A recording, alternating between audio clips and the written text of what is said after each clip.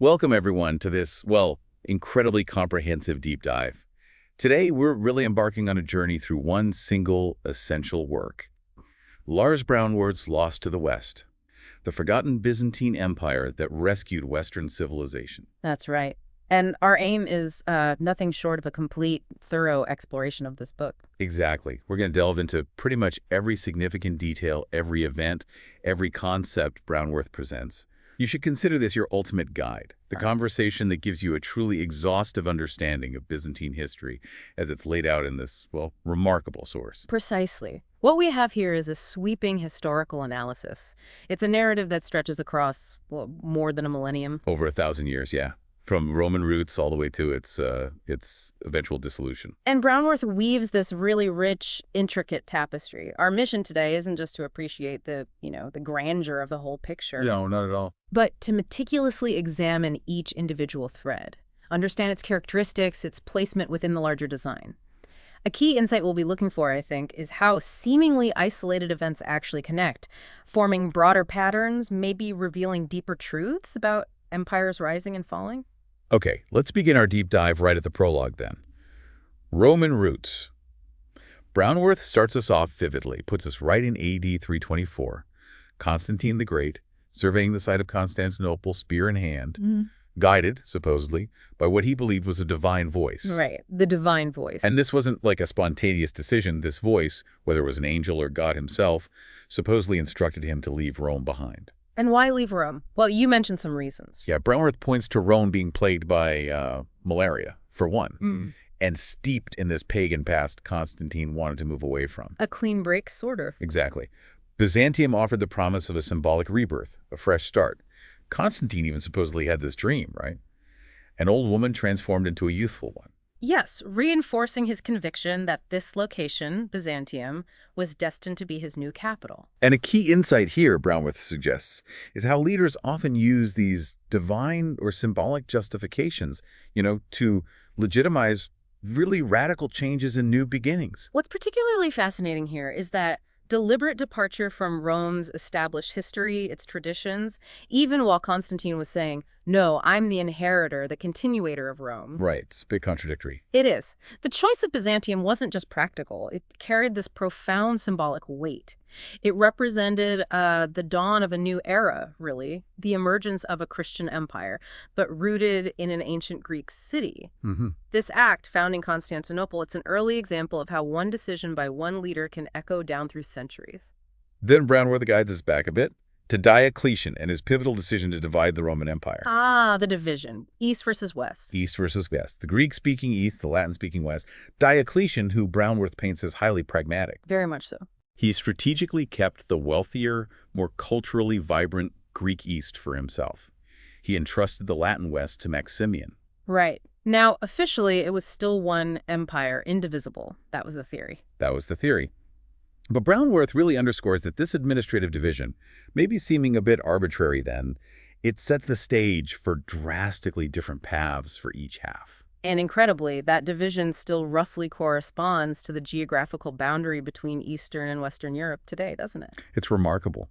A key insight Brownworth offers here is how these seemingly practical administrative moves can accidentally create profound, lasting cultural and political fault lines that shape history for centuries. Absolutely. Diocletian's decision, born out of the need for better governance of this sprawling empire, it had truly far-reaching consequences. You already have the cultural differences, the language differences. Exactly. The administrative distinctions were already significant, and his division just accelerated their divergence. The East, with its older cities, developed trade, more money. It just had this inherent resilience the West ultimately lacked, facing different challenges. Brownworth then digs into that persistent instability of Roman succession. This was a fundamental weakness, wasn't it? Oh, absolutely. A chronic problem. And Diocletian's ambitious attempts to reform it. We'd seen this recurring cycle. Emperors rising from the army, basically powerful generals.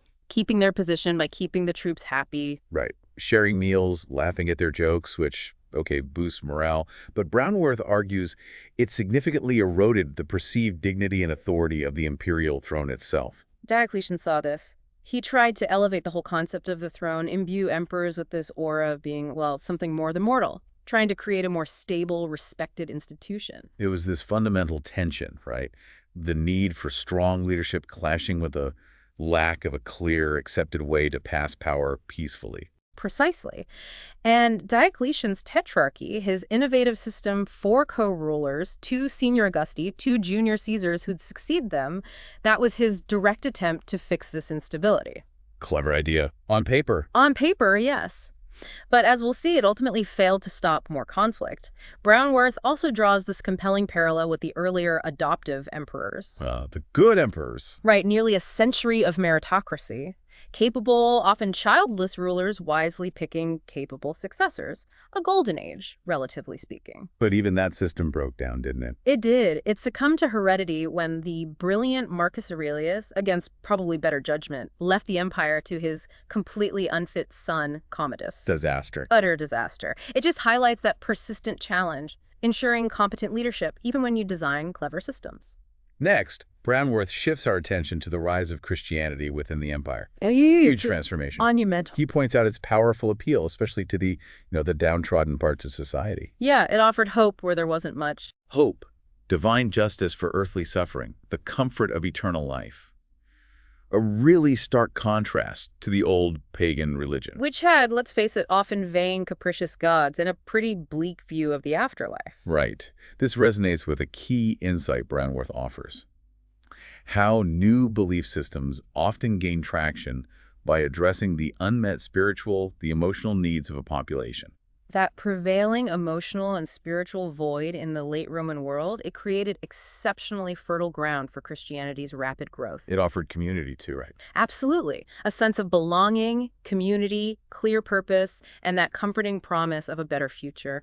Very different from the often impersonal, ritualistic Roman paganism. And that message really hit home for those marginalized by the existing system. It gave them dignity, hope. Where the old system often failed them, yeah. Then comes the fascinating story of Constantine's own rise to power. Brownworth recounts his time in Britain with his father, Constantius Chlorus, who had apparently gained some popularity with the army. Yeah, for being relatively moderate during the earlier, harsher Christian persecutions. So when Constantius died unexpectedly in 306... In York, wasn't it? In York, yes. The army, maybe wary of some distant Caesar named Severus they didn't know, they just took the initiative. Hoisted Constantine onto their shields, hailed him as the new Augustus. A classic Roman army move. Totally. Yeah. And Brownworth explains this bold move effectively just blew up Diocletian's carefully constructed succession system, plunged the Roman world right back into civil war. Multiple claimants popping up everywhere, Maxentius in Rome. Exactly. It illustrates that key insight again, the enduring power of the military in shaping politics, even in systems designed to prevent it. It was undeniably pivotal. Constantine's acclamation by the army. It dramatically shows how military loyalty trumped Diocletian's carefully laid plans. It really highlights the fragility of Diocletian's system, too. It relied on powerful people voluntarily giving up power. Which, historically speaking, is exceedingly rare. Right. Now, Brownworth guides us through the complexities of Constantine's religious policy. He paints him as leaning towards monotheism. But the specifics are a bit murky. Very murky. Even the inscription on the famous Arch of Constantine in Rome, commemorating his victory. It just vaguely mentions a divinity. Not explicitly Christian, no. No, and the Edict of Toleration in 313, huge landmark. It legalized Christianity, but crucially didn't make it the state religion. That's a key distinction. Brownworth argues Constantine's approach was fundamentally pragmatic. His mother, Helena, was devout Christian, yes. But Constantine himself had also shown reverence for Sol Invictus, the sun god. Right, even made Sunday a holy day. But the vast majority of his subjects were still pagan. He couldn't just alienate everyone. Exactly. He was an astute politician. He saw Christianity's potential as a unifying force, much like Diocletian had tried to use paganism for the same purpose. So unity under his rule was the main goal. Brownworth suggests so, yeah. Unity under his benevolent leadership, with religious zeal maybe taking a secondary role. A key insight here is how political leaders often strategically use religion for broader goals, like social cohesion, political stability. That pragmatic approach is absolutely key to understanding Constantine here. He saw Christianity's growing influence, but he also knew he needed social harmony in a still mostly pagan society. So his religious policies were probably driven as much by political calculation as by deep personal faith. I think Brownworth makes a strong case for that, yes. It's a fascinating interplay between personal belief and political necessity. Okay, so by age 52, Constantine consolidates power. He's the sole ruler of the Roman world. Gets those fancy titles. The greatest, the victor. Huh. Not exactly humble, our Constantine. Yeah. And he uses this supreme authority to openly, generously patronize Christianity. And this is where his mother, Helena, comes back into the picture. Right, her famous pilgrimage to the Holy Land, hugely significant. Brownworth calls it the first of its kind by an imperial figure. She founded hostels, hospitals, showing tangible imperial support for Christians there. And most famously, she's credited with discovering the sites, the Church of the Nativity in Bethlehem, Believed to be Jesus's birthplace, the true cross in Jerusalem, the actual cross of the crucifixion, supposedly, and overseeing the initial construction of the Church of the Holy Sepulchre. built over Hadrian's old Temple of Venus, which itself was thought to cover Christ's tomb. These acts just profoundly solidified the link between the imperial family and the key sites of Christian faith. Helena's pilgrimage was hugely significant, no doubt. It cemented the Holy Land as central to Christian devotion, and it really boosted the public perception of Constantine's Christian leanings. Plus, all these building projects, funded by the imperial treasury. They made the growing presence of Christianity very visible, very material throughout the empire, a clear signal of shifting imperial favor. Brownworth wraps up this Roman roots section by noting that for the rest of his reign, Constantine worked hard to maintain this delicate balance, political and religious harmony. But there's always a but with powerful rulers. Always. Brownworth cautions that beneath that veneer of benevolence lay this capacity for extreme ruthlessness, even like vindictive petulance. The execution of his son, Crispus. Exactly. A popular eldest son executed on flimsy, likely fake charges of seducing his stepmother, Fausta. And then Fausta herself. Shortly after, swiftly, brutally scalded to death in her bath. Grim stuff. It's a stark reminder, isn't it? Even figures who bring about profound positive change can still be driven by deep personal insecurities, a relentless desire to maintain absolute power. Family ties could clearly take a back seat if they were seen as a threat. This darker, more autocratic side of Constantine is crucial. It reminds us that consolidating power often involves morally ambiguous choices. His later years offer a sobering glimpse into that reality. All right, let's shift now to the next phase Brownworth outlines. The pagan catastrophe. Julian the Apostate's time. It's exactly. After Constantine's death, Brownworth tells us there were these palpable fears, lamentations among pagans. They genuinely believed their old gods had protected Rome for over 1,000 years. And they wanted a champion to restore the old ways. And just 24 years after Constantine's death, boom, one unexpectedly arises.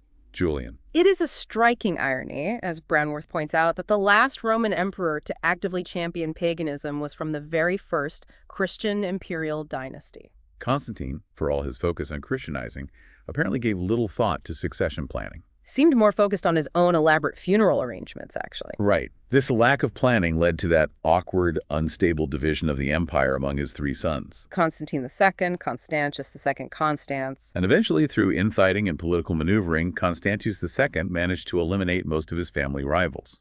But, for reasons historians still debate, he spared his young cousin Julian. Maybe just didn't see him as a threat. Could be. Julian's later, unexpected rise to power is a fascinating twist.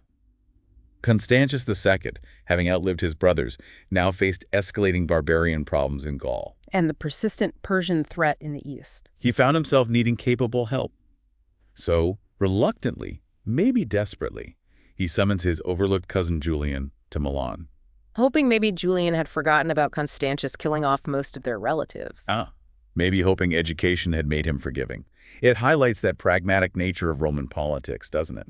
Family loyalty could still be useful even after you've killed most of the family. It really underscores those pragmatic realities. Loyalty could be a tool even then. Constantius's immediate need for military leadership outweighed any lingering worries about Julian's future ambition. So let's dive into Julian's brief but very consequential reign and his determined, though ultimately failed, attempt at a pagan revival. Brownworth details his hidden paganism, his deep intellectual pursuits, which formed the basis of his conviction. Julian firmly believed Christianity was the primary source of the imperial decay he saw. But he didn't go for outright persecution, did he? No, that hadn't worked well before. He adopted a more subtle, arguably more insidious strategy, issued a broad edict of toleration. Inviting exiled Christian bishops back. Exactly. His calculated hope was that the deep theological divisions within Christianity, Arian versus Nicene, primarily would flare up again and tear the Christian community apart from within, weaken its influence. Clever, in a way. Undermined from the inside. While doing that, he lifted the bans on pagan practices, actively encouraged reopening pagan temples, funded their restoration, And personally conducted numerous public sacrifices, something that had become pretty rare. so many sacrifices apparently that his Christian detractors nicknamed him the Butcher. Julian's approach was remarkably subtle, strategically calculated, exploit internal Christian divisions while simultaneously restoring paganism's public visibility, rituals, and showing imperial favor. His intellectual conviction that paganism was better for the empire clearly fueled his efforts. And there's that poignant moment with the oracle at Delphi, Oh, yes, its last recorded message.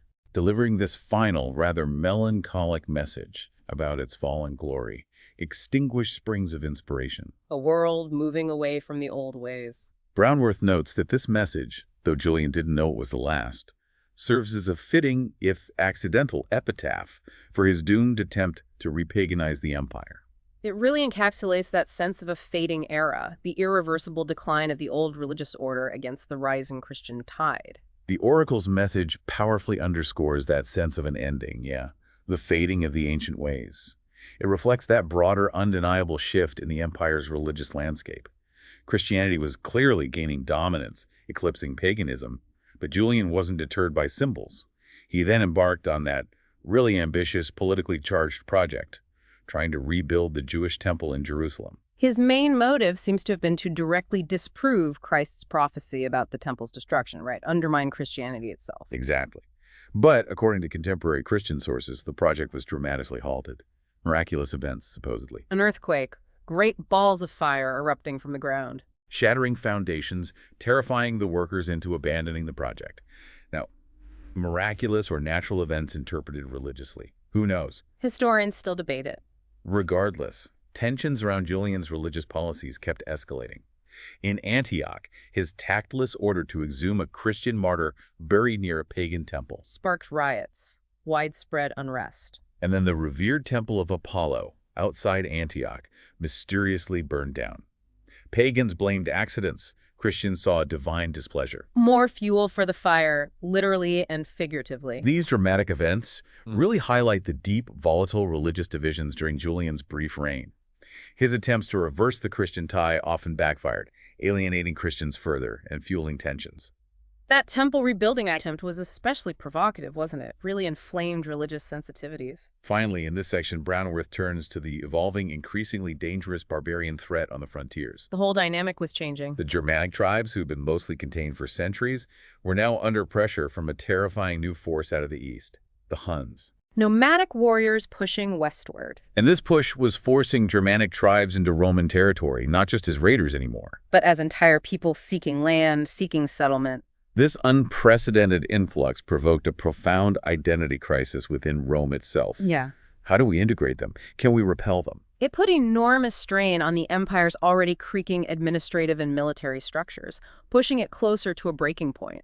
It's a crucial insight Brownworth offers, how external pressures, like these mass migrations, can interact with internal vulnerabilities to destabilize even powerful empires. This influx of new peoples, many unwilling or unable to assimilate, was a major unprecedented challenge, and it coincided with a noticeable decline in imperial leadership right after Julian's death. Making it even harder to manage. Exactly. This relentless pressure from barbarian migrations would ultimately play a crucial, undeniable role in the eventual fall of the Western Roman Empire. Which brings us neatly to the next crucial section, Theodosius, the triumph of Christianity. Right.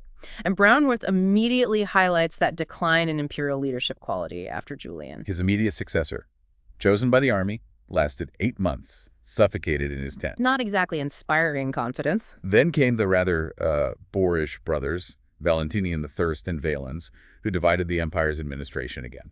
Valentinian in the west managed okay, relatively speaking. Valens in the east More volatile, less successful. Valentinian's sudden death in 375 left his young teenage son, Gratian, in charge of the West. Which further empowered the more established, arguably more capable, though flawed, Valens in the East. The instability of the imperial office during this period is really striking, isn't it? Alarmingly short reigns, lack of consistent, strong leadership. It created this dangerous power vacuum that external threats could exploit, and dividing the empire, while maybe intended for efficiency, Often meant conflicting policies, lack of coordinated response to crises. precisely. Then comes the pivotal catastrophic moment, the Battle of Adrianople, 370. A turning point.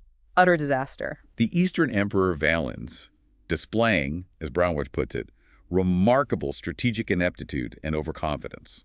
Engaged a large Gothic force without waiting for reinforcements from the West. A fatal mistake. The result, a crushing, devastating Roman defeat.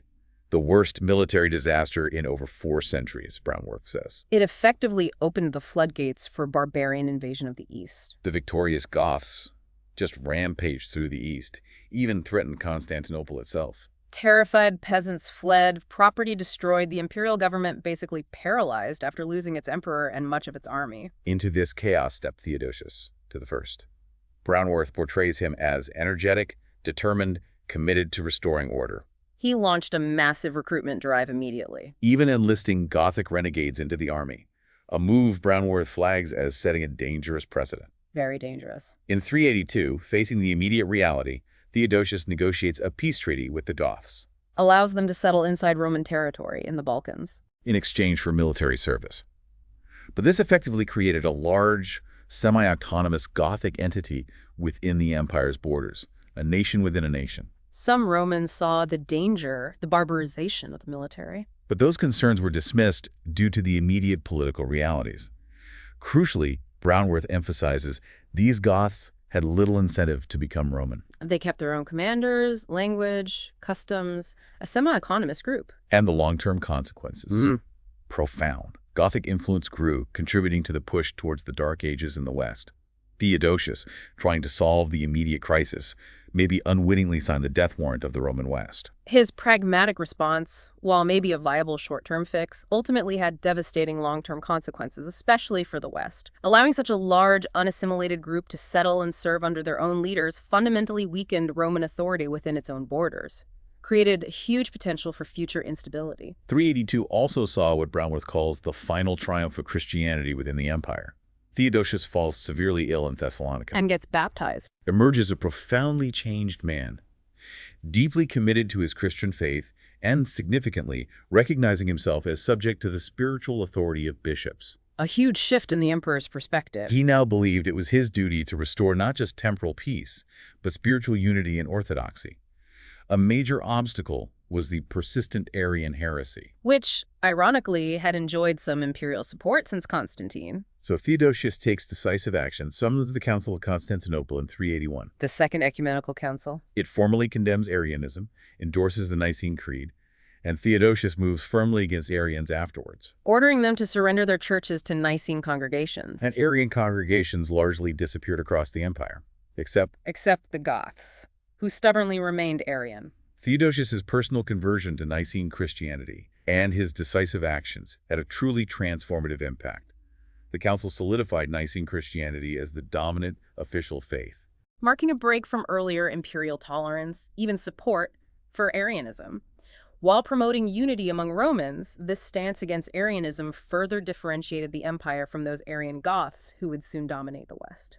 Then there's that significant conflict between Theodosius and Bishop Ambrose of Milan. A landmark incident. It started with the lynching of Theodosius's general in Thessalonica by a mob.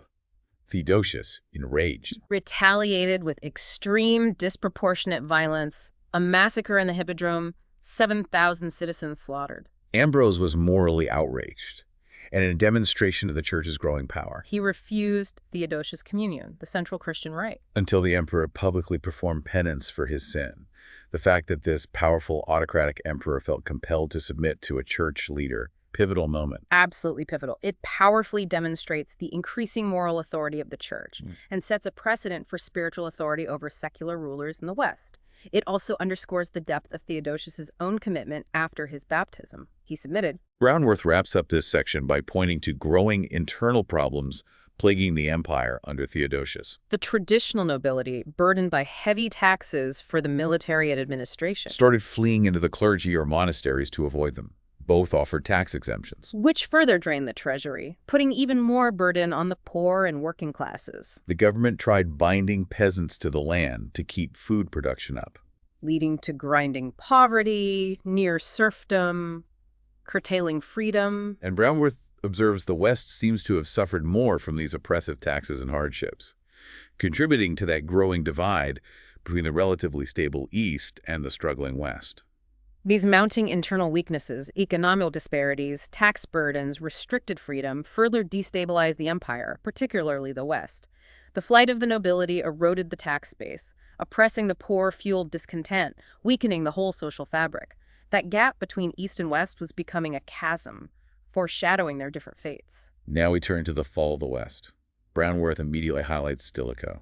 A key figure in those final years. Of Vandal origin, wasn't he? Yes, a capable general who rose high in the Western court. This was during the period of major barbarian invasions, like the crossing of the frozen Rhine in 406. Huge barbarian confederations pouring in. Stilicho worked hard, suppressing revolts, fighting invasions in Gaul and Spain. Ironically, his effective defense of the East against Goths got him labeled a public enemy in the West. Politics and paranoia running rampant. Brownworth highlights the tragedy of the East and West being unable to unite against these common existential threats. Growing suspicion, hostility between their governments. Constantinople even encouraged Alaric and the Visigoths to invade Italy. Right, hoping to divert them away from the East. A profound lack of strategic unity, deep mutual distrust. Stilicho was crucial, trying to hold the West together against overwhelming pressure and internal dissent. But he was constantly undermined by political divisions, court intrigue, that East-West distrust, ultimately leading to his own downfall. The East manipulating Alaric, a stark illustration of how fractured things had become. Stilicho's downfall came from baseless accusations, plotting with the barbarians he was fighting. He sought sanctuary in a church. But sanctity was ignored. He was dragged out, executed. Removing Stilicho, arguably the West's most capable commander, Left Italy virtually defenseless against Alaric's Visigoths. So in 410, Alaric marched almost unopposed to Rome and did the unthinkable. The sack of Rome. First time in nearly 800 years, a foreign army had breached the walls, plundered the eternal city, a seismic shock. The unjust execution of Stilicho removed the West's best defender, left it vulnerable. The sack of Rome wasn't just military defeat, it was psychological shock. Shattered that aura of invincibility, eternal power Rome had held for centuries, a critical turning point in the West's irreversible decline. After the sack, the Western Empire just rapidly disintegrated. Emperor Honorius, well, hapless is a good word. Ineffectual leadership personified. He fled Rome, set up court in the more defensible Ravenna, officially moving the capital. But even from there, he was powerless to stop the decay. Province after province lost. Visigoths, Franks in Gaul, revolt in Spain, Saxons in Britain. And Honorius famously told the desperate Britons to look after your own fates, basically abandon the province. By the time Honorius died in 423, the Vandals had seized most of North Africa, too. Crippling the West's dwindling resources, tax base. Honorius's reign just starkly illustrates the impotence of Western emperors facing overwhelming barbarian pressure, internal instability, lack of resources. That loss of key provinces created a vicious downward spiral to demise. Meanwhile, across the Adriatic, the Eastern Empire in Constantinople managed to survive under the shrewd, though often embattled, Emperor Zeno. His father-in-law, Leo I, died in 474, paving the way for Zeno. But his reign was rocky from the start. His Isaurian background was unpopular. And he had difficult in-laws, especially Leo's widow, Verina. Verina hated Zeno, especially after her grandson died. She plotted to overthrow him, install her lover. Briefly succeeded, too, placing Basiliscus on the throne, despite his past failures. But Zeno rallied, maneuvered, returned to power. And crucially, in 476, the pivotal event in the West, Odoacer, a Germanic chieftain, deposed the last Western emperor, Romulus Augustulus. And Odoacer didn't appoint a new emperor. That was the key. Ended the Western imperial line. He ruled Italy himself, just offering nominal deference to Zeno in Constantinople, sent the Western imperial regalia to Zeno. And asked permission to rule the West in Zeno's name. A charade, really. And Zeno, the pragmatist, recognized reality and let the charade continue. Zeno's reign in the East was full of turmoil, threats to his rule. But his survival, the East's resilience, is a stark contrast to the West's collapse. Odoacer's move formally signified the end of the Western imperial line. Zeno's tacit acceptance acknowledged that reality. Brownworth concludes this section emphasizing Zeno's legacy, securing the East's survival despite the West's fall. The East had weathered its storms, thrown off the immediate barbarian threat, and was poised to regain strength. Zeno's ability to navigate that turbulent landscape and ensure the East's survival was crucial. While the West crumbled, the East, under his challenged leadership, survived its initial major barbarian tests and was now on a path towards consolidation and resurgence. Now we arrive at a truly pivotal figure, Justinian, the last Roman emperor. Huge ambitions. Immense. Brownworth sets the scene. Justinian wants nothing less than the complete reunification of the Roman Empire. Which requires money. Lots of money. And despite his predecessors leaving a full treasury, Justinian himself had this penchant for extravagance. Lavish games, numerous church constructions early on. Setting a pattern that would sometimes strain resources later. Justinian's ambition was undeniable, reflecting that deep desire to restore Rome's former glory. But these projects, military and architectural, demanded huge, sustained funding. His lavish spending became a recurring theme. One of his most enduring achievements, though, was legal reform. The Codex Justinianus. Transformative. Brownworth recounts his fortunate encounter with the brilliant lawyer Tribonian. Justinian saw the chaotic state of Roman law, nearly 1,000 years of edicts, decrees, opinions, often contradictory, disorganized. A legal mess. He decided to create the first truly comprehensive, systematically organized legal code. Entrusted it to Tribonian, Who get it incredibly fast. The foundational codex, published in just 14 months. Astonishing. Brownworth rightly emphasizes its lasting impact. It became the supreme legal authority, the basis for most European legal systems later on. Law schools were established to study it, export its principles. A profound insight into how codifying laws creates clarity, consistency, and more stable society. Justinian's legal reforms were undeniably transformative, one of his greatest legacies.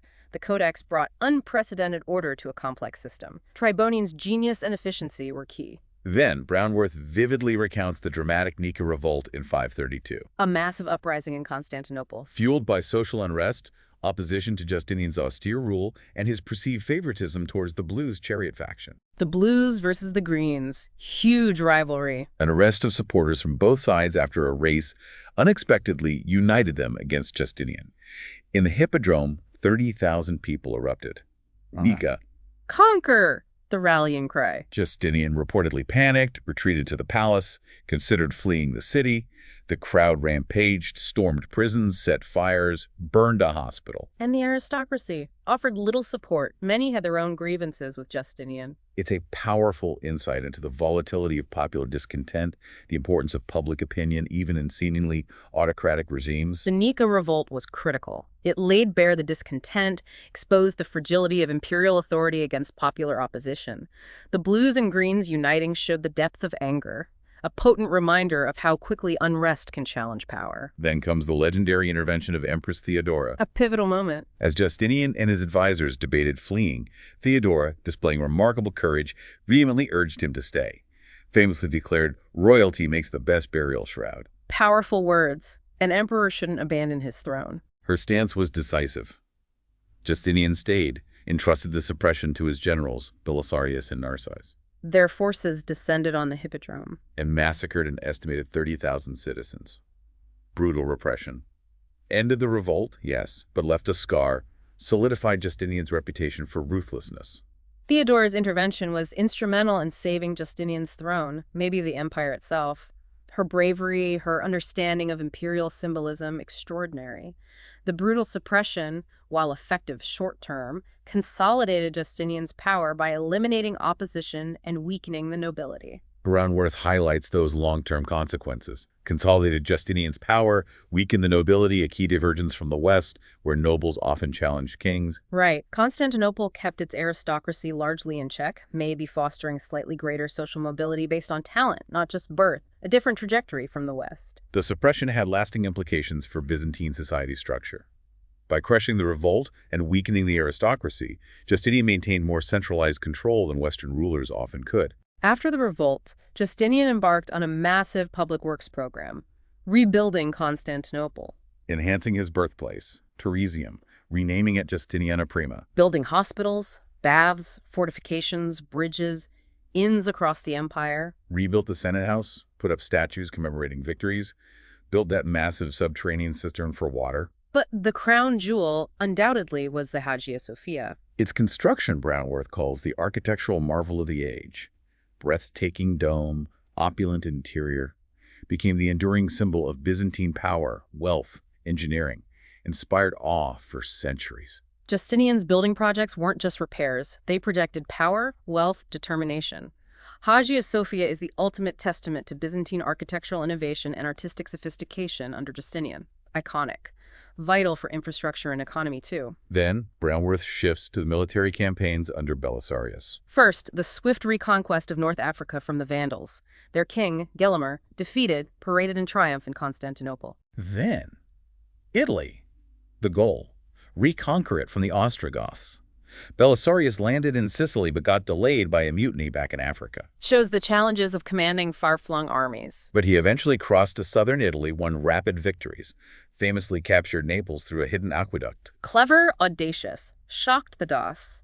Belisarius's early campaigns showed his brilliance and Justinian's ambition to restore lost territories. That Naples capture exemplifies Belisarius's strategic thinking, adaptability, unconventional tactics. The Goths, under their new king Vitiges, panicked, retreated to Ravenna, leaving Rome lightly defended. Belisarius seized the opportunity, marched on Rome. Entered almost unopposed, thanks partly to Pope Silverius inviting him in, hoping for imperial authority restored. The swift Gothic retreat left Rome vulnerable. Belisarius's entry symbolized the initial success of Justinian's Italian project. Pope Silverius's support shows the complex politics, the papacy often wanting imperial protection from Arian Goths. But the Goths didn't give up. Vitiges amassed a much larger army, besieged Rome. Belisarius, with few troops, had to defend this sprawling city against overwhelming odds. A daunting task. There was a near disaster at the Milvian Bridge. The Goths cut the aqueducts, trying to starve them out. But Belisarius improvised those river-powered mills on the Tiber for flour. Remarkable resourcefulness. A siege dragged on. Belisarius skillfully directed the defense. Reinforcements finally arrived, but not enough to break the siege. Stalemate. So Belisarius pulled off that audacious bluff. Right. Feigned willingness to accept the Gothic throne if they surrendered Ravenna and Vitiges. And incredibly, it worked. The desperate Goths agreed. Belisarius entered Ravenna, captured Vitiges, secured the Gothic leadership's surrender. Another brilliant tactical victory. Returned to Constantinople a hero. That defense of Rome is legendary.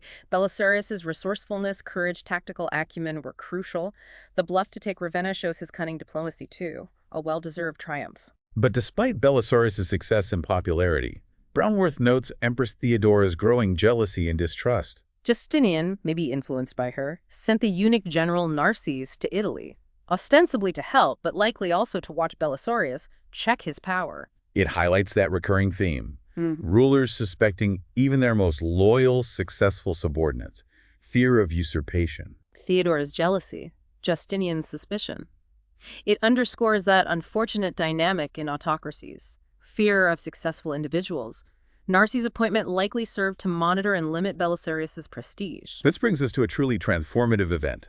Yersinia Pestis, the bubonic plague of 541. But first, the ongoing Persian threat under Khosrow I. Belisarius had successfully defended Syria, was advancing towards the Persian capital, Ctesiphon. A promising campaign, but then, bang, the plague hits in 541. Catastrophic arrival. Swept through both the Byzantine and Persian empires with terrifying speed and lethality. Huge loss of life, crippled resources everywhere. The death toll, a significant chunk of the Mediterranean population, hampered everything, military, economy. Forced the abandonment of Belisarius's Persian campaign.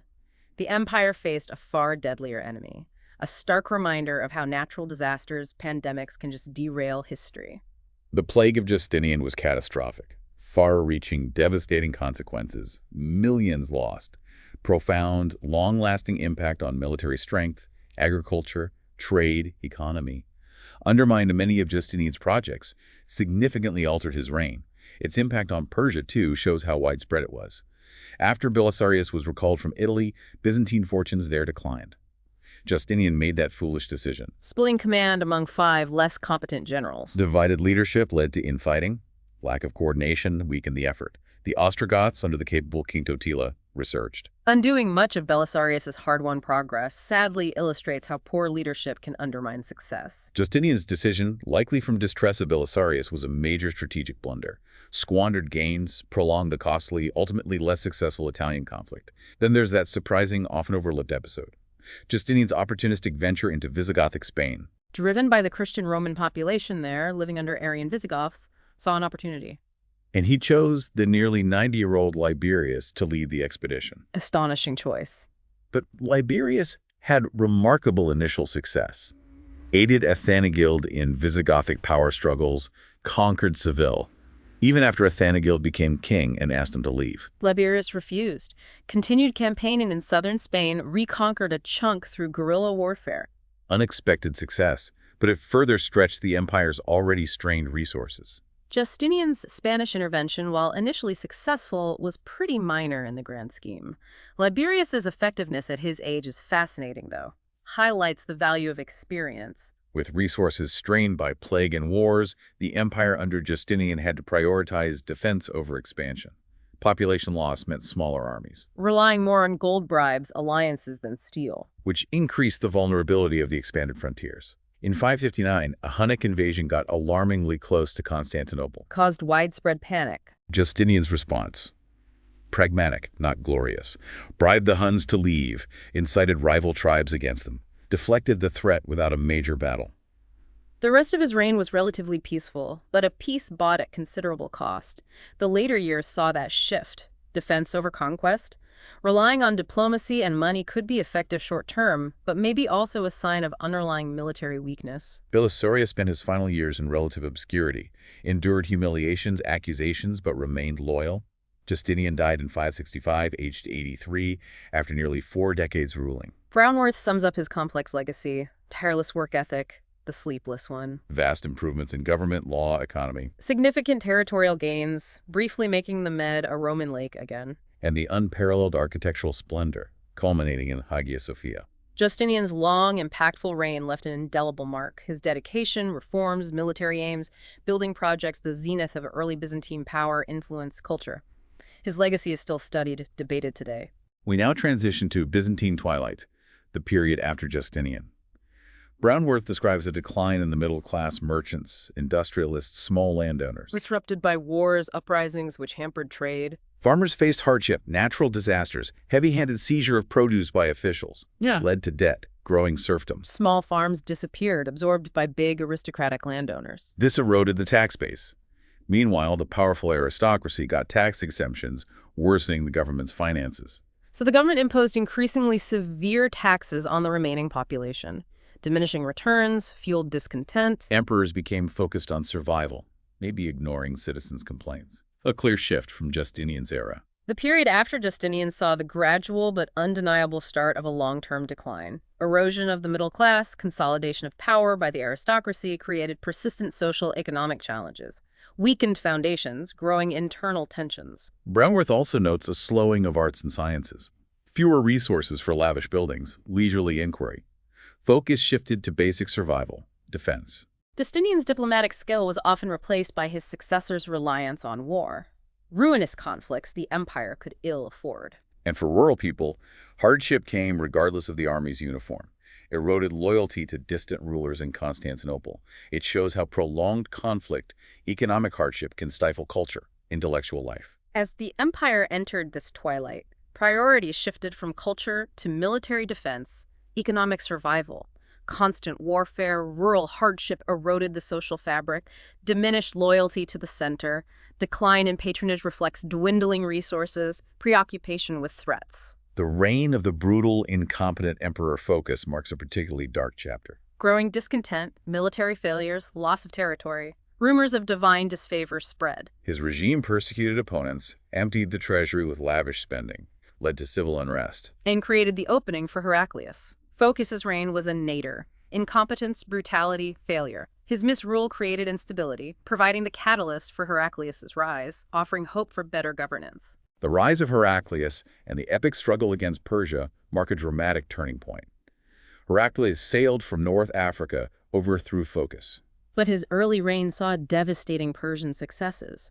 Damascus, Jerusalem captured, the true cross stolen, a huge blow. Faced with this existential threat, Heraclius transformed into a warrior emperor, reorganized the army, launched daring counteroffensives deep into Persia, And ultimately achieved a stunning victory, returned the true cross to Jerusalem in 630.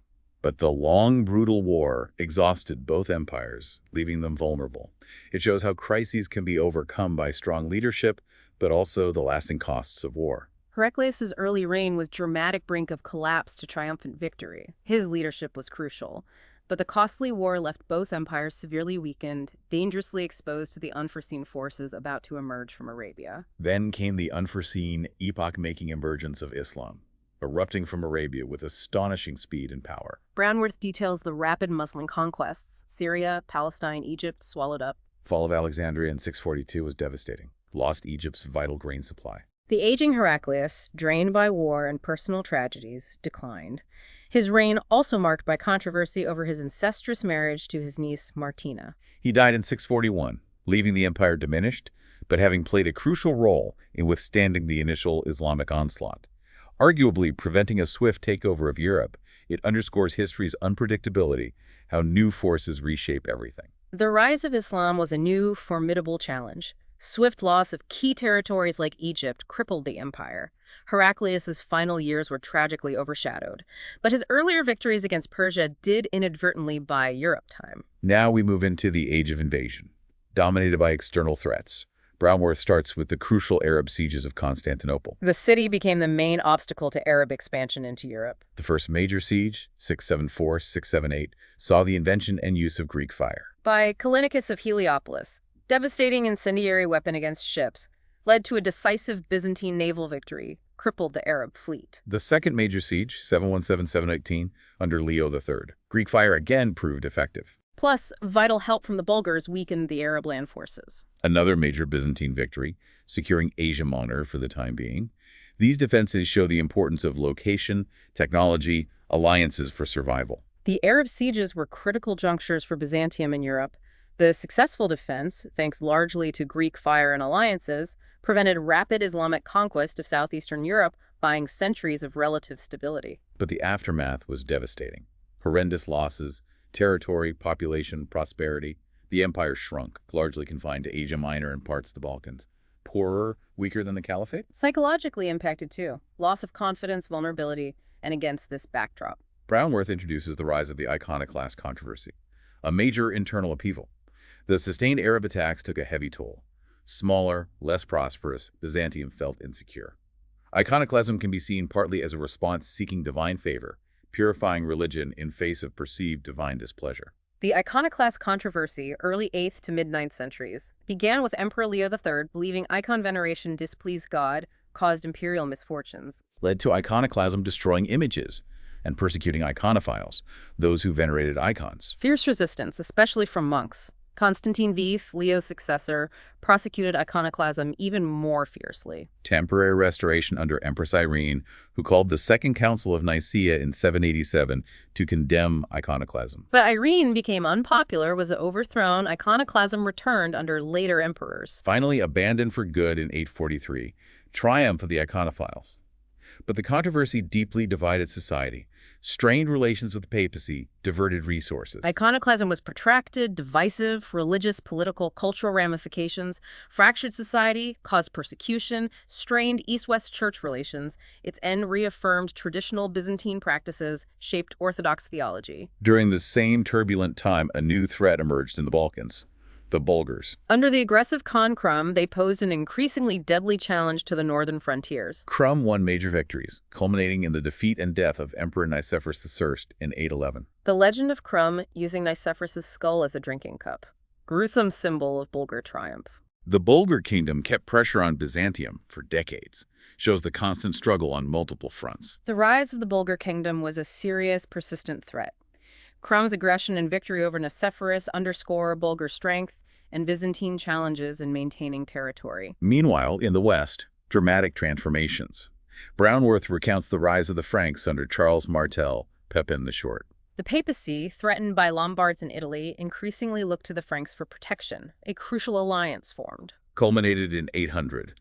Pope Leo III crowning the Frankish king Charlemagne as Holy Roman Emperor. A direct, symbolic challenge to Byzantine imperial authority. They still saw themselves as the only legitimate Roman emperors. Caused horror in Constantinople. The failed marriage proposal between Charlemagne and Empress Irene further highlighted the deepening division, animosity between East and West. Critical stage in the permanent schism. Charlemagne's coronation fundamentally altered Europe's political landscape, directly challenged Byzantium's claim to universal Roman authority, solidified the growing political, cultural divergence, laid groundwork for the eventual formal church schism. We now arrive at a fascinating, somewhat unexpected period, the Macedonian Renaissance. Brownworth argues the end of iconoclasm paradoxically sparked an intellectual revival. The long debates over icons inadvertently led to renewed study of church fathers, rediscovery of classical Greek and Roman texts. Emergence of private schools, rising literacy. Emperor Theophilus, though an iconoclast himself, patronized learning. Established scriptoria, new faculties at the University of Constantinople. Became a major intellectual center, revival of court history, classical studies. So despite military challenges, a cultural renaissance took root. Shows the resilience of Byzantine intellectual life. The end of iconoclasm, while resolving religious dispute, did unexpectedly stimulate intellectual activity, contributing to a cultural flourishing. Defending theological positions spurred engagement with foundational texts, classical learning.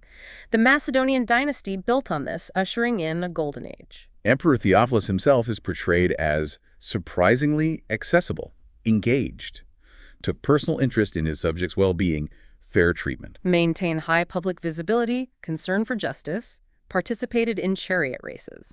Occasionally taking the reins himself, though often allowed to win, perhaps. More significantly, he famously wandered Constantinople in disguise, observed officials, ensured fair practices among merchants. Held weekly public audiences for complaints.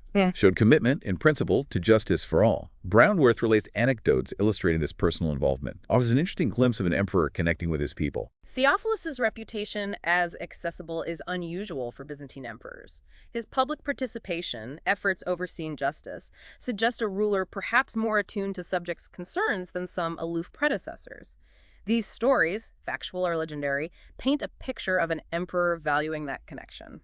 But despite this intellectual and social engagement, religious tensions between East and West simmered, sometimes intensified. Ongoing disagreements over papal claims of supremacy, consistently challenged by Byzantine patriarchs who saw Constantinople's patriarch as equal to Rome's bishop.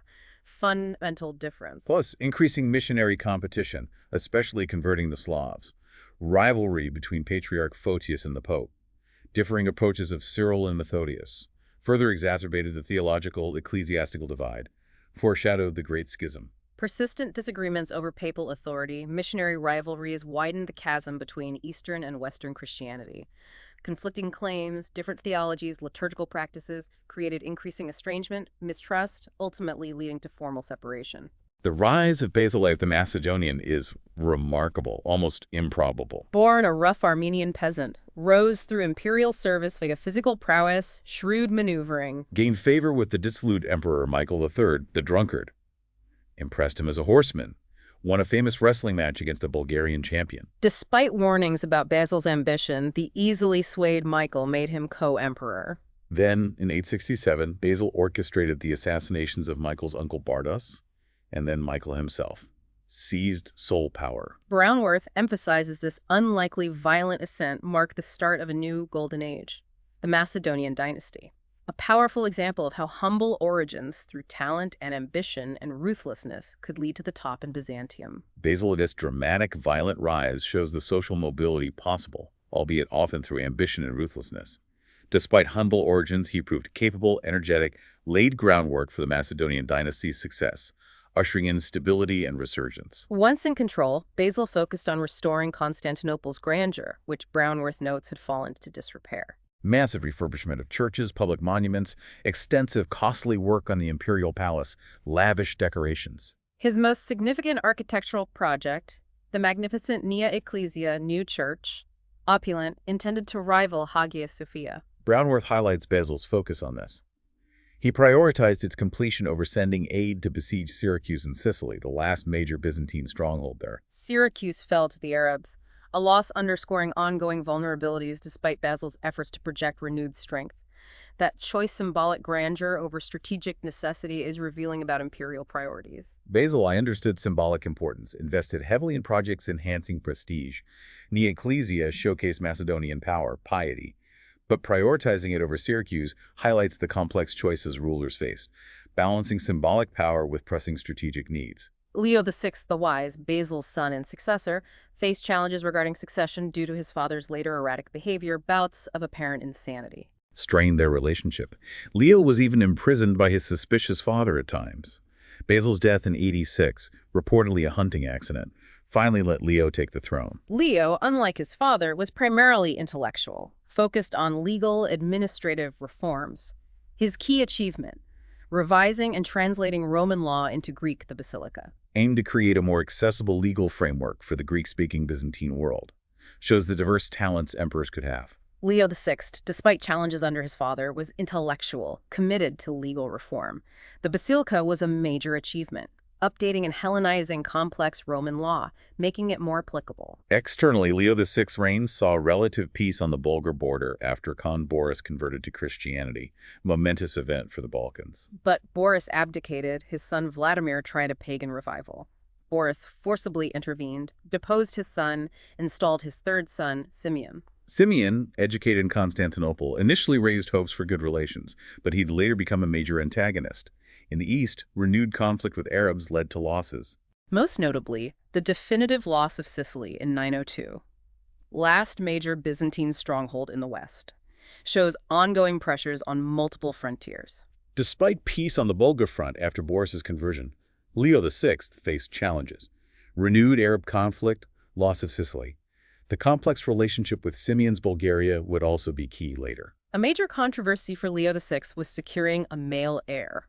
The Orthodox Church opposed multiple marriages. Leo married 4 times without a surviving male heir. Desperate to ensure dynastic continuity, avoid crisis, his 4th marriage violated church canon. Major ecclesiastical controversy. Patriarch Nicholas Mystikos vehemently opposed it. Ultimately a compromise. Leo agreed to humiliating public penance. In exchange for the church reluctantly legitimizing his son Constantine VII in the 4th marriage, Constantine VII crowned co-emperor, securing succession. Leo VI died in 912, leaving an empire more internally unified by his reforms, and succession, after turmoil, resolved. Shows the complex interplay of imperial power and religious authority. Leo VI's determination to secure succession, despite church opposition, underscores dynastic continuity's paramount importance. His penance shows the church's influence, even over emperors, on religious matters. Legitimizing Constantine VII averted a potential crisis. Now we transition to regencies, power struggles after Leo VI's death. Constantine VII was a minor. Brownworth calls this era the Empire Strikes Back. Begins with that power vacuum. Young Constantine VII under various regents, political instability, intrigue. Simeon of Bulgaria seized this moment of weakness, renewed aggressive campaigns, harbored ambitions to dominate the Balkans, maybe even seize the Byzantine throne. Launched devastating raids.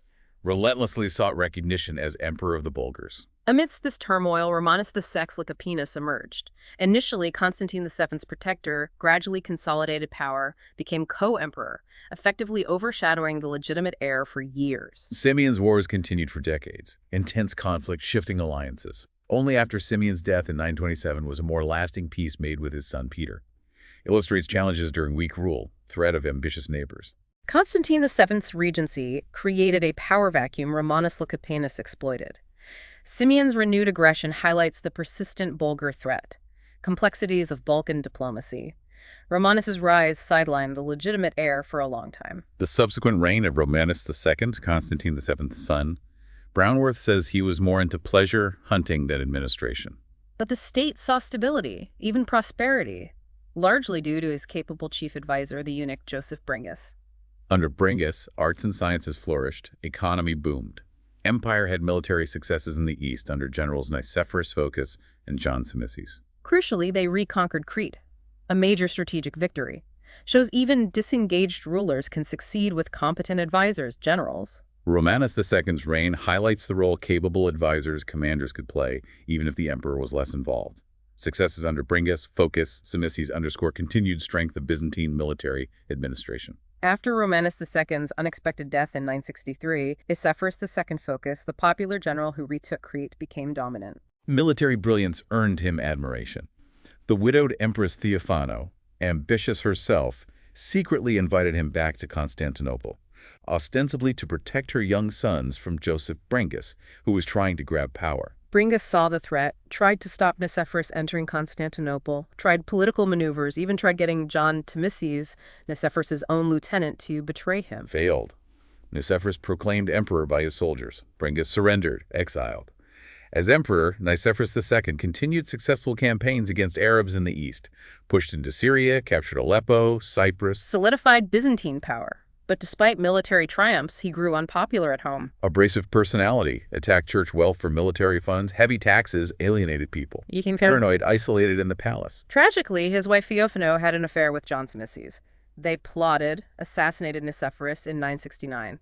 Dramatic intersection of military power, political ambition, personal intrigue. Nicephorus II. Phocas's reign shows military success doesn't always mean effective rule. Victories strengthen the empire, but domestic policies, personality-alienated key groups, led to his violent overthrow. Theophano and Tzimisces' involvement underscores constant court intrigue. Following the assassination, John Tzimisces swiftly consolidated power, became emperor, banished Theophano, his former ally, shows shifting alliances. Tzimisces proved an exceptionally effective military leader, dealt with a Russian threat in Bulgaria, securing northern borders, continued campaigns against Arabs in the east, even briefly reached Jerusalem, symbolic victory. But his reign was brief, died unexpectedly in 976, leaving the throne to young Basil II. Tzimisces was capable, energetic, addressed threats, continued military expansion, stabilized the empire after Nicephorus II's tumultuous end. The early reign of the long-lived, ultimately successful Basil II, the Bulgar slayer, wasn't easy. Brownworth says he faced obstacles to sole rule, primarily the powerful Chamberlain Basil Lecapenus. Wielded huge power under predecessors, reluctant to yield to the young emperor. Plus, Basil II faced major revolts led by prominent generals. Bardas Sclerus, Bardas Phocas, nephew of Nicephorus II, challenged Basil's legitimacy, plunging the empire into civil war. Basil initially had setbacks, but through determination, strategy, loyalty of some army factions, he eventually won decisive victories, crushed the rebellions, solidified his own unchallenged control. This early struggle forged him into the strong ruler he became. Basil II's early reign was marked by internal challenges. Powerful figures like Lecapenus, serious rebellions tested him. His success in overcoming them was crucial, established his firm control, paved way for his long, successful sole rule. Now we reach the zenith and decline, starting with Basil II's undisputed sole rule, his focus on strengthening the empire. Long, impactful reign, decisive military successes against Bulgaria, culminating in its subjugation, earned him that moniker, Bulgar Slayer. Led a remarkably austere, disciplined life, dedicated fully to governance, military command. Domestic policies aimed at curbing power of the landed aristocracy, viewed them as a threat to imperial authority, well-being of smaller landholders, implemented measures to protect the less powerful, long-term effectiveness debated. Died 1025, aged 67, after nearly 50 years ruling. Unusually, buried outside Constantinople, not in the imperial mausoleum. Reflects his unconventional approach. His reign is widely seen as the high point of the Macedonian dynasty. Significant imperial power, prestige. Basil II's long, effective sole reign represents the absolute zenith of Macedonian power. Military victories, especially subjugating Bulgarians, removed a major threat. Austere life, dedication let him strengthen administration, military. Policies limiting aristocracy reflect commitment to centralized state. Unusual burial underscores his unique character. But Brownworth details the decline that followed Basil II's strong rule. Power shifted back to the aristocracy, who favored weaker emperors. They reversed Basil's policies protecting the poor. Ruthless taxation burdened lower classes, while the rich got exemptions. Eroded the treasury. Damagingly, the gold currency, the solidus, was progressively devalued. Long a cornerstone of trade, symbol of economic strength. Devaluation caused inflation, loss of international prestige. Critically, the once formidable army began a marked decline in quality, effectiveness, left the empire vulnerable.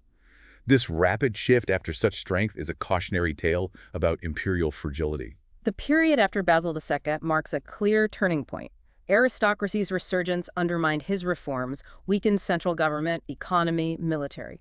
Currency devaluation had significant negative long-term consequences. Amidst this weakness, a new force rose in the east, the Seljuk Turks. Nomadic warriors from Central Asia, recent converts to Islam, rapidly established a vast, powerful empire, eclipsing older Arab caliphates. Around 1067, they began frequent, unopposed incursions into Byzantine eastern frontiers, Armenia, Anatolia, the empire's heartland, source of manpower, resources. Unlike previous raiders, Seljuks combined nomadic hunger for land with fervent jihadist zeal, a new, more dangerous threat. Compounding this, the Byzantine army had become demoralized, poorly trained, ineffective against this dynamic enemy. A perfect storm. Internal weakness meets powerful, motivated external foe. The Seljuks' rise was a new, exceptionally dangerous challenge. Nomadic military prowess plus religious zeal made them more formidable than past foes. Simultaneous Byzantine army decline left the empire alarmingly vulnerable to incursions into vital Anatolia. The culmination.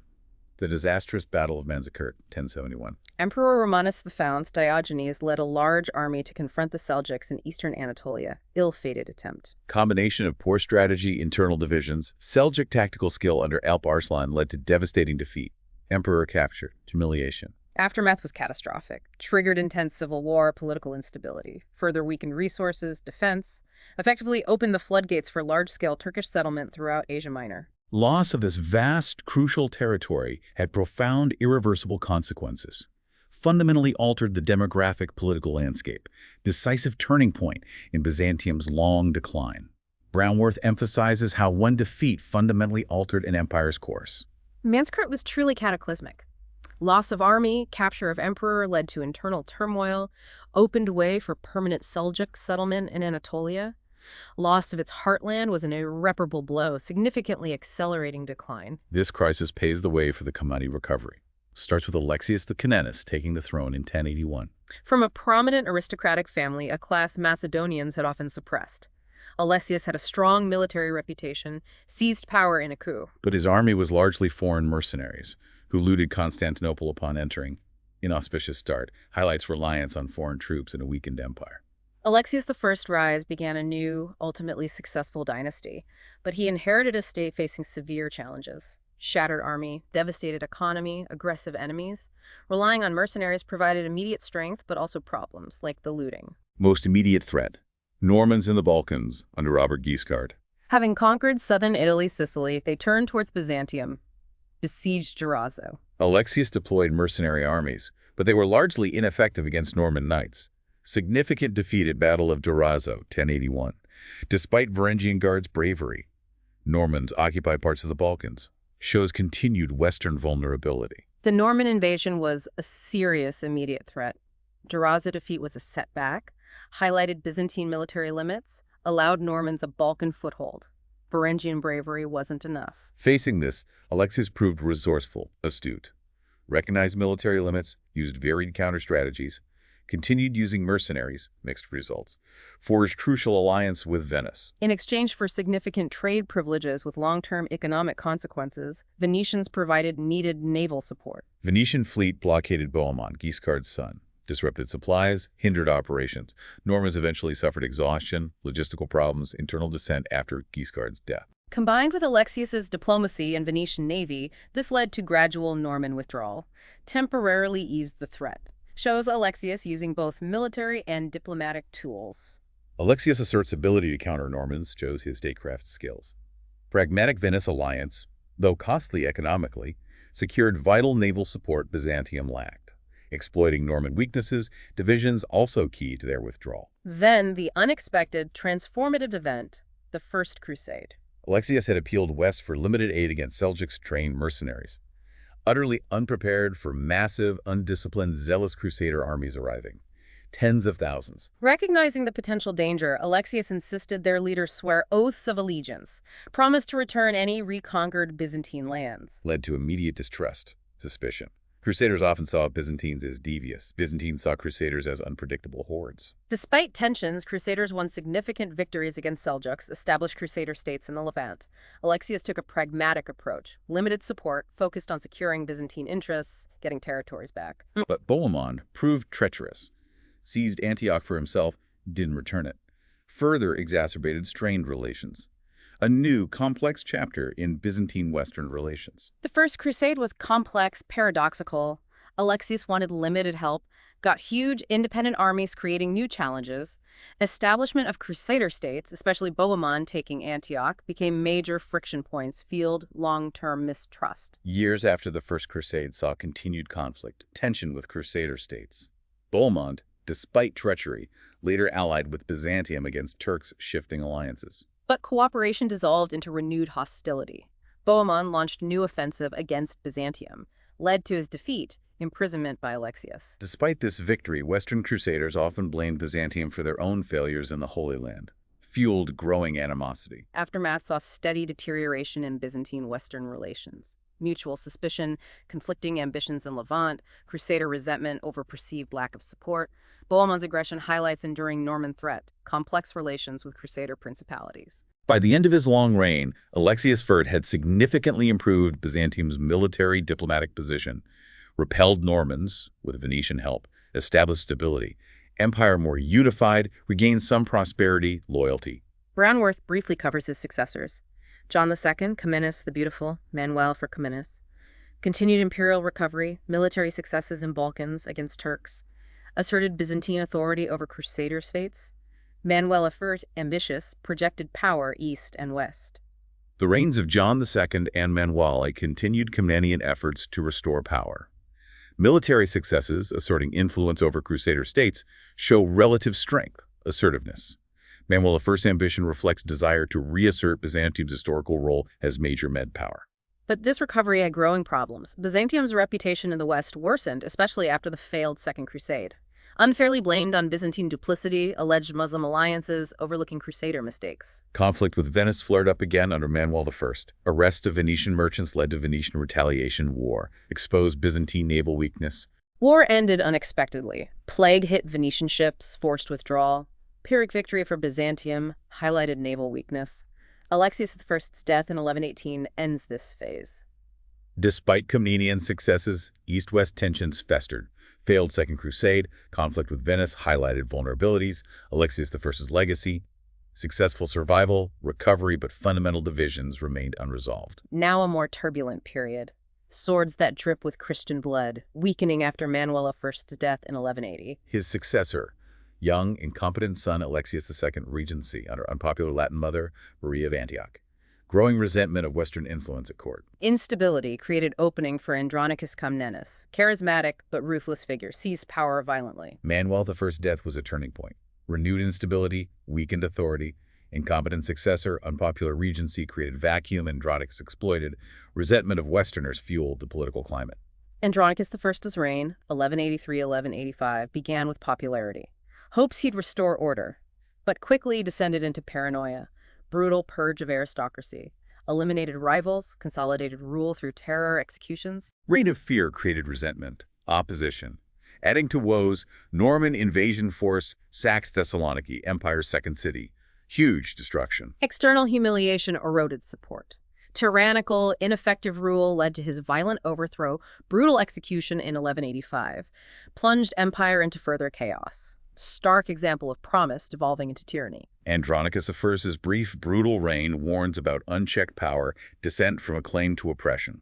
Purges alienated aristocracy, failure to prevent Thessaloniki's sack exposed military vulnerability, violent end marked instability, weakened empire further. After Andronicus, the Angelus dynasty rose with Isaac II Angelus. Brownworth portrays him as weak, ineffective, reign marred by corruption, mismanagement, inability to address challenges. Under him, empire lost more territory in Balkans. Bulgaria, Serbia asserted independence, diminished Byzantine control, internal instability continued. Weak leadership set stage for catastrophe. The Angelus dynasty, starting with Isaac II, was disastrous. Lack of effective leadership, corruption, failure to address problems. Balkan losses underscored declining power, inability to project authority. Brings us to one of the most tragic, consequential events, the Fourth Crusade and sack of Constantinople, 1204. Brownworth recounts how this Western expedition, meant for Jerusalem, was diverted to Constantinople. Complex web, Venetian influence, broken agreements, political maneuvering. Crusaders intervened in Byzantine dynastic disputes, deposed Isaac II, brief shared reign with son Alexius IV. But Crusaders' exorbitant financial demands, Byzantine's inability to pay led to escalating tensions, full siege. Shockingly, Crusaders breached defenses, subjected Constantinople to unprecedented, horrific sack, looting, destruction of priceless treasures, desecration of sacred sites, including Hagia Sophia. Catastrophic event. Shattered Byzantine unity. Correct. Led to short-lived Latin Empire of Constantinople, other Crusader states on Byzantine land. Byzantine refugees established successor states, Empire of Nicaea, Trebizond, Despotate of Epirus, resisting Latin rule. Sack of 1204 inflicted deep, lasting damage on Byzantium and East-West relations. Legacy of bitterness, mistrust for centuries, tragic reminder of unintended consequences, fragility of empires. The Fourth Crusade was truly cataclysmic, irrevocably shattering the empire. Treacherous diversion, brutal sack by Western Christians was profound betrayal, inflicted unimaginable damage. Latin Empire, Crusader states, fragmented Byzantium, prolonged conflict. Tragic episode, stain on Crusade history, devastating consequences. After the sack, the empire in exile began. Brownworth details the Latin Empire of Constantinople, 1204-1261. Established by Crusaders, inherently weak, reliant on Western support. Constant internal conflict, warfare with Byzantine successor states. Ineffective rule, economic exploitation rather than stable government, highlights difficulty imposing foreign rule on established society. The Latin Empire never gained legitimacy or stability. Precarious existence, continuous conflict with Byzantine successors who saw it as illegitimate occupation. Among successors, Empire of Nicaea and Asia Minor emerged as primary resistance center, most viable claimant to imperial legacy. Brownworth recounts efforts of Lars emperors, Theodore I, John III, the Tacitus Theodore II. Skillfully rebuilt Byzantine state in exile. Period of economic prosperity, strong military, cultural, intellectual revival. Scholars, artists flocked there. Consistently aimed to recapture Constantinople, restore the empire. Powerful example of resilience, enduring identity. Empire of Nicaea was most successful, strategically important successor. Capable Lascaris leadership fostered growth, strength, cultural resurgence, laid groundwork for eventual reconquest, restoration. Brownworth also discusses other successors. Despotate of Epirus in western Greece, another resistance center, sometimes competing with Nicaea. More isolated Empire of Trebizond on Black Sea coast, less central role. Over decades of Latin rule, Byzantine diplomacy, mainly Nicaean, navigated complex politics, forged alliances, exploited Latin weaknesses. Combination of diplomacy, gradual military pressure steadily eroded Latin control. While Nicaea was primary engine, Epirus and Trebizond also resisted Latin domination, albeit with own agendas. Byzantine diplomacy crucial in maintaining united front, leveraging alliances to weaken Latin hold. Pivotal moment. Reign of Michael VIII Palaeologus. Shrewd, ambitious Nicaean ruler. Through strategic campaigns, skillful politics, recaptured Constantinople in 1261, ended Latin Empire, marked restoration under Palaeologus dynasty, momentous achievement, symbolized enduring Byzantine spirit. Michael VIII's recapture was pivotal, ended Latin Empire, restored Byzantine rule and capital, achievement born of decades of Nicaean strategy, effort, signaled resilience of Byzantine identity, enduring desire to reclaim historical capital. With restoration under Palaeology, we enter the brilliant sunset. Despite triumph, restored empire faced persistent threats. West, Charles of Anjou. East, growing Turkish power. Michael VIII, skilled diplomat, countered threats. Controversial union of churches with Rome, desperate bid for Western military aid met strong domestic opposition. Theological differences, historical mistrust too deep. Restored Byzantine Empire faced precarious existence, juggling threats.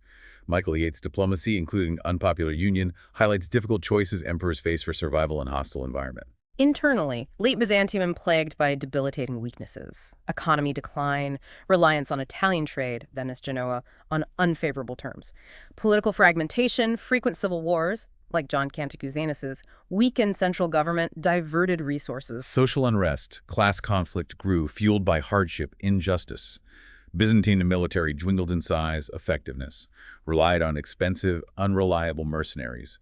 Internal vulnerabilities made empire a tempting target. Late Byzantium, despite cultural flourishing, weakened by internal economic problems, political instability, declining military, made it increasingly difficult to resist external aggression. Rise of Ottoman Turks in Asia Minor proved ultimate fatal threat.